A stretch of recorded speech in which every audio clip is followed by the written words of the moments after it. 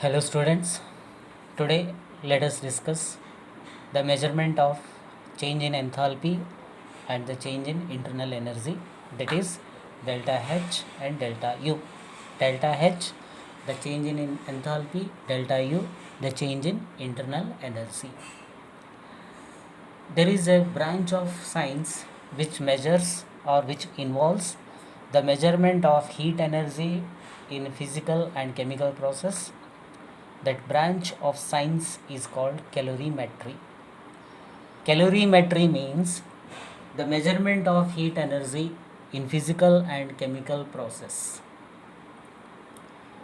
And the device used to measure the heat energy is called calorimeter. Understood?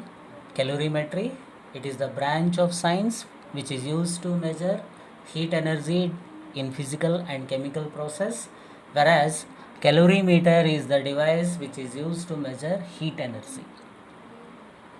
Okay, next, the change in enthalpy and the change in internal energy, that is delta U, delta H and delta U, can be measured by using Bohm calorimeter. By using Bohm calorimeter we can measure delta H as well as delta U. Okay, first one, measurement of delta U, that is change in internal energy. It is measured by Bohm calorimeter. I will explain briefly about the Bohm calorimeter. This is the figure of a Bohm calorimeter. Bohm calorimeter consists of a strong steel vessel called Bohm. This one is called the Bohm and it is made of steel. Why we call it as Bohm? Because it can withstand very high pressure, and this vessel is surrounded by another vessel and it is insulated well by insulated wall, and we have water in this vessel. In the here we have a stirrer which to make the homogeneous, and this is for inlet for oxygen, and this is for entrance for from this we are passing electric arc, electric current, electric discharge, and we have one thermometer. So this is the simple explanation for the Bohm calorimeter. Just I repeat, Bohm calorimeter has two vessels, inner vessel, outer vessel. Inner vessel is made of steel and it is very hard, and we call it as Bohm because it can withstand very high pressure. And outer vessel is well insulated and it contains water, and it has one stirrer and thermometer. Stirrer we are using to make homogeneous, whereas thermometer will measure the temperature, and we have an inlet for oxygen, and we have electrical supply where electric discharge is passed. Okay, this is the explanation for the Bohm calorimeter. No, let's start. Measurement of delta U consists of two steps. In two steps we are going to measure the change in internal energy. In first step, the combustion of known mass of compound whose heat of combustion is known. First, what we are doing, we are taking a such type of compound, such compound whose heat of combustion is known. Heat of combustion, nothing but the amount of heat energy released when 1 mole of that substance is burnt. When we know the amount of heat released when 1 mole of the substance is burnt, we are taking that compound first, we are measuring. Second, combustion of known mass of unknown compound, that is whose heat of combustion is to be determined. Understood? In first step we are taking a known compound whose heat of combustion is known. In second step, we are taking an unknown compound whose heat of combustion is to be determined. Okay. Now we are taking certain amount of a compound in the bomb calorimeter whose heat of combustion is known, that is amount of heat released is known. So just we are taking certain weighed amount of that substance, and by passing electric arc, by using electric arc or by using electric discharge, we are burning it completely in the presence of oxygen. So the compound will burn completely. Because of that combustion, it produces heat, and that produced heat is transferred to water, which is present in the second vessel.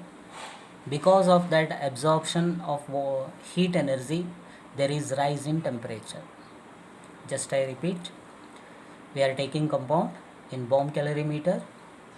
We have cup and cone arrangement. In that cup and cone arrangement, we are taking weighed amount of a substance whose heat of combustion is known. We are passing oxygen gas through inlet, and we are passing electric discharge. The compound starts burning.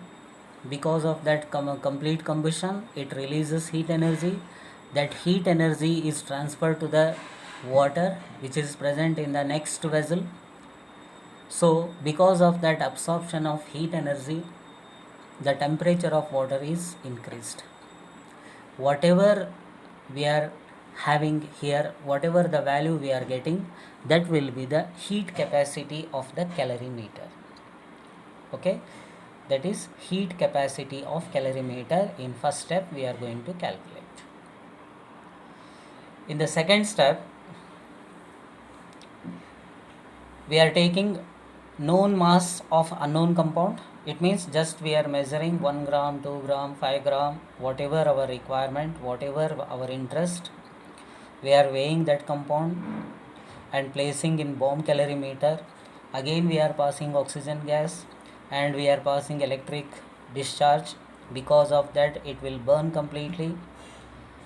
When it burns completely, it transfer heat energy to this water, and water also means by absorbing heat energy, water increases its temperature, and we note the rise in temperature, that is delta T.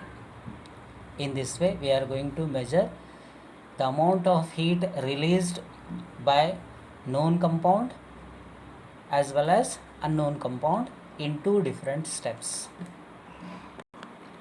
Here the reaction is carried out at constant volume, so it is change in internal energy. So this change in internal energy can be calculated by using this formula, that is delta U is equals to Q into delta T into M by M, capital M by small m. Here Q is nothing but heat capacity of calorimeter. Already we calculated in the first step. Whatever the value we are getting in the first step, that will be the heat capacity of calorimeter. Second, delta T nothing but rise in temperature. How much temperature it is increased? M is mass of the substance, and capital M is molar mass of the substance. By using this equation, by using this formula, we are going to calculate the change in internal energy of the compound. Why we consider it as internal energy? Because the experiment carried at constant volume. So this delta U is nothing but it is also QV, that is amount of heat energy at constant volume. So this is nothing but measurement of delta U. Second one, measurement of delta H. In measurement of delta H, again we are using the same calorimeter, but the arrangement is little different. This is the calorimeter, and we are using this calorimeter to measure delta H. Here we have a reaction vessel where the reaction is going to take place. Because of that reaction, heat energy may be produced, and that heat energy is transferred to the next vessel which is containing water, and it has thermometer to measure the change in temperature, and we have one stirrer to make the system homogeneous. So wherever we are going to measure delta H value, we are carrying reaction in this vessel. If the reaction is exothermic, the heat is released to the surrounding, that is, heat is given to the next vessel containing water. If the reaction is endothermic, the heat is absorbed from the surrounding. So based on this, we are going to calculate how much amount of heat energy released or absorbed in the reaction. Whatever the heat energy involved in this reaction, we call it as change in enthalpy or QP, because the measurement carries at constant pressure, or the reaction is carried out at constant pressure. So this value is nothing but the change in enthalpy or change in or amount of QP. Okay. Next one, types of reactions. Types of reactions, nothing but here exothermic reactions and endothermic reaction. The reactions in which the heat is liberated are called exothermic reaction. Whenever the reaction is carried out, if the heat is generated, if the heat is released during the reaction, that type of reactions are called exothermic reactions. Example for exothermic reaction, that is, carbon burns in presence of oxygen to give carbon dioxide, and this much amount of heat energy is released, that is 393.5 kilojoules of heat energy is released, and this reaction is exothermic reaction. Second one, 1 mole of H2 gas combines with half mole of oxygen gas, O2 gas. It gives 1 mole of water. During this reaction, 285.8 kilojoules heat energy is released. This is the second example. Third one, N2 gas plus 3H2 gas gives 2NH3 gas. During this reaction, 92.4 kilojoules heat energy is released. So such type of reactions are nothing but exothermic reaction. Next one,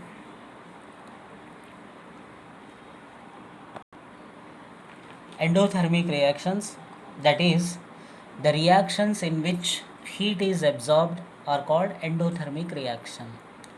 Whenever reaction proceeds, a reaction carried out, if the heat is absorbed from the surrounding, then we say it is an endothermic reaction.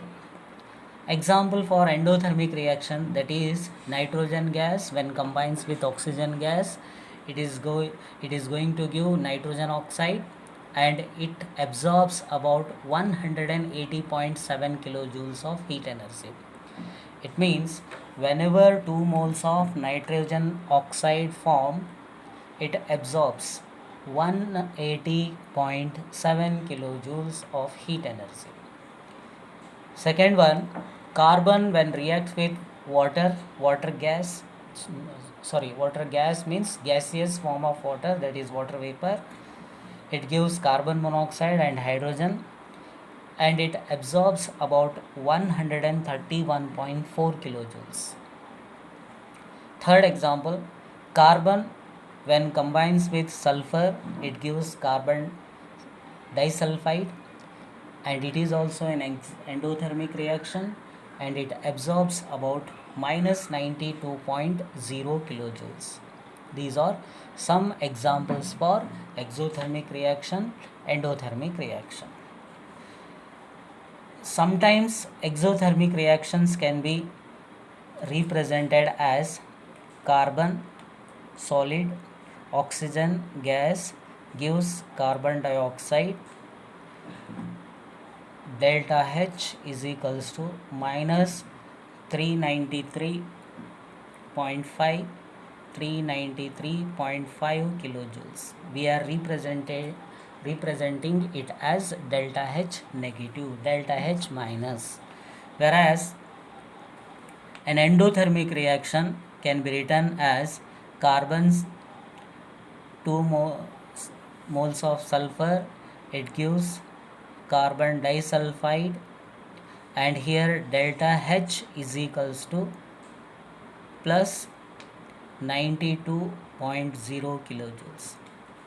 Means exothermic reactions, the enthalpy is represented by negative signs, whereas in endothermic reaction the change in enthalpy of the reaction is represented or indicated by positive sign.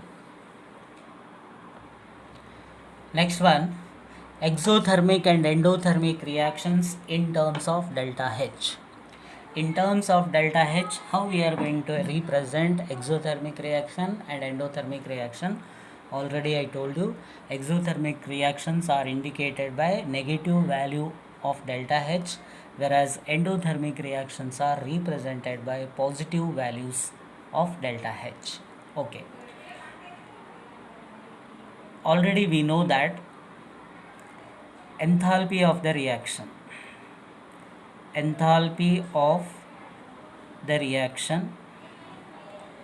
is equals to, we can give this enthalpy of reaction as enthalpy of the product minus enthalpy of the reactant, enthalpy of reactants. This is the formula. Means whenever a chemical reaction occurs, the change in enthalpy is nothing but enthalpy of product minus enthalpy of reactants. Delta H, change in enthalpy, change in heat content of the reaction, change in heat content of the system.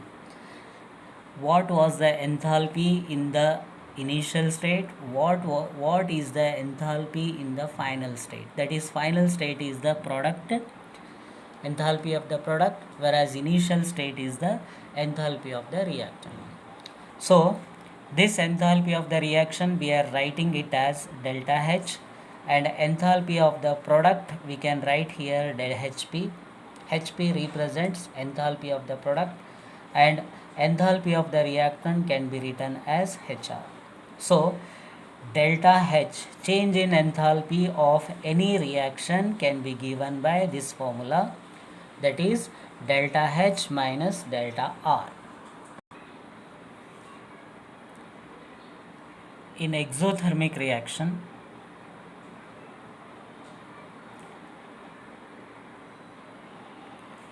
the heat is given out, that is enthalpy of reactant is greater than enthalpy of the product. It means the reactants have more heat content compared to product. Because of that, the excess heat energy is given to the surrounding. In such cases, delta H is equals to HP minus HR. This is our formula. But here HR is greater than HP, so delta H value is negative. So in exothermic reaction, delta H, the sign for delta H is negative. In the same way, in endothermic reaction,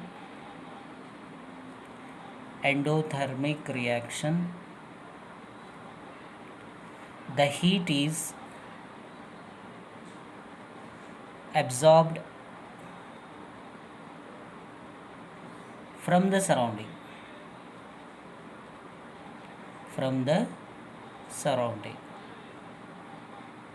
It means enthalpy of reactant is less compared to enthalpy of the product.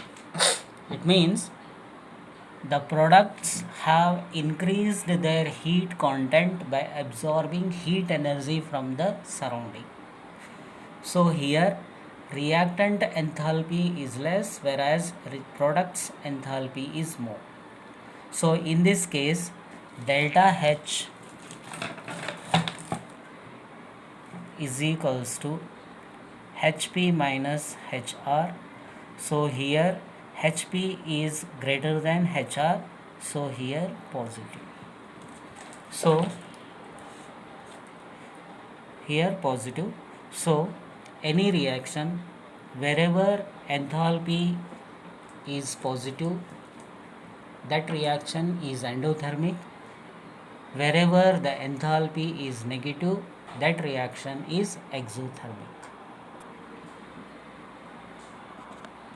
Now, graphical representation of exothermic reactions and endothermic reaction.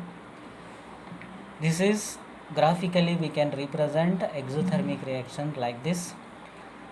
On y-axis we have H, that is enthalpy. On x-axis we have progress of reaction, means as the reaction proceeds.